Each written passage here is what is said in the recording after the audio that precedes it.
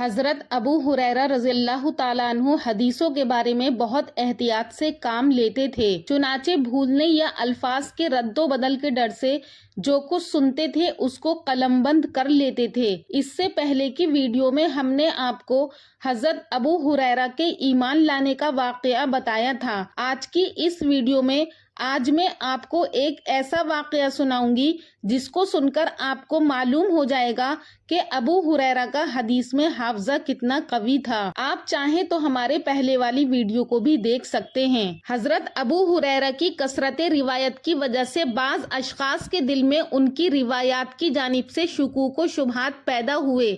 چنانچہ ایک مرتبہ مروان جو کہ مدینے کا حاکم تھا، اس نے امتحان کی غرض سے ان کو یعنی حضرت ابو ہریرہ کو بلوایا اور اپنے کاتب کو تخت کے نیچے بٹھا کر ان سے حدیثیں پوچھنا شروع کی۔ یہ ابو ہریرہ حدیث بیان کرتے جاتے تھے اور کاتب چھپا ہوا ان کی لا علمی میں حدیثوں کو لکھتا جاتا تھا۔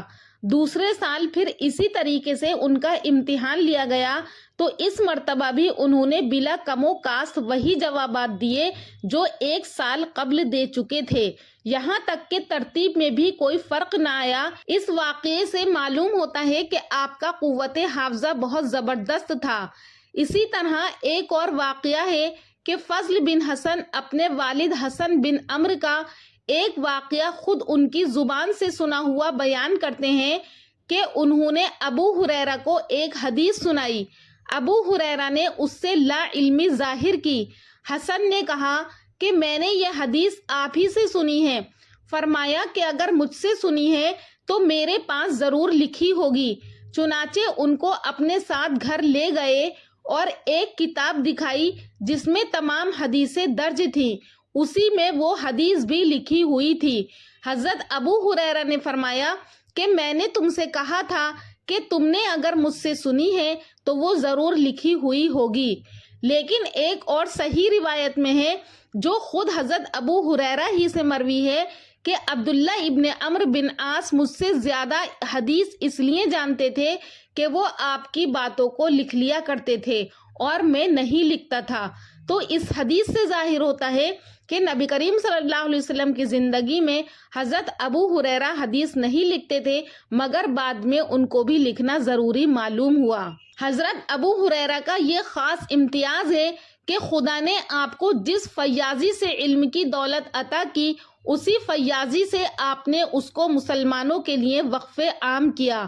چلتے پھرتے اٹھتے بیٹھتے جہاں بھی کچھ مسلمان مل جاتے ان کے کانوں تک اقوال نبی صلی اللہ علیہ وسلم پہنچا دیتے تھے۔ جمعے کے دن نماز سے پہلے کا وقت حدیث کے لیے مخصوص تھا، چنانچہ ہر جمعے کو نماز سے پہلے لوگوں کے سامنے حدیثیں بیان کرتے تھے اور یہ سلسلہ اس وقت تک قائم رکھتے تھے جب تک کہ امام وہاں پر نہیں آ جاتا تھا۔ حضرت ابو ہریرہ کے علم و عرفان کی بارش سے عورتیں بھی سیراب ہوتی تھیں۔ عورتوں کو وہ باقاعدہ تعلیم نہیں دیتے تھے، لیکن اگر کسی عورت سے کوئی کام نبی کریم صلی اللہ علیہ وسلم کے احکام کے خلاف ہو جاتا تھا تو فوراً اس کو ٹوک دیتے تھے اور اس بارے میں نبی کریم صلی اللہ علیہ وسلم کا حکم اس عورت کو بتا دیتے تھے۔ ایک مرتبہ ایک عورت سے ملے، اس کے پیرہن سے خوشبو آتی تھی تو پوچھا کہ تو مسجد سے آتی ہے؟ تو اس عورت نے کہا کہ ہاں۔ پھر ابو ہریرہ نے پوچھا کہ مخصوص مسجد جانے کے لیے خوشبو لگائی تھی؟ تو اس نے کہا کہ ہاں۔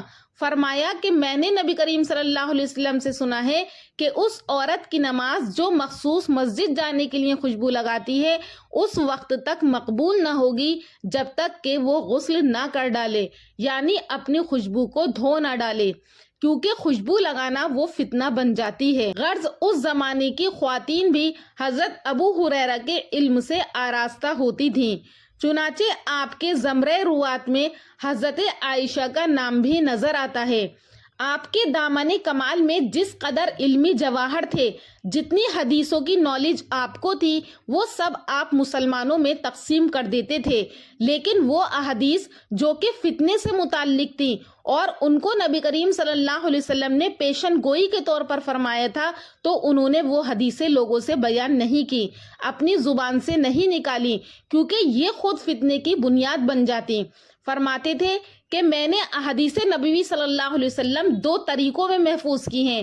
ایک ظرف کو پھیلایا ہوں، اگر دوسرے کو بھی میں پھیلا دیتا تو نر خرا کاٹ ڈالا جائے. صوفیہ کہتے ہیں کہ یہ اسرار توحید کی امانت تھی، یعنی جو حدیث انہوں نے بیان نہیں کی تو وہ اسرار توحید کی امانت تھے.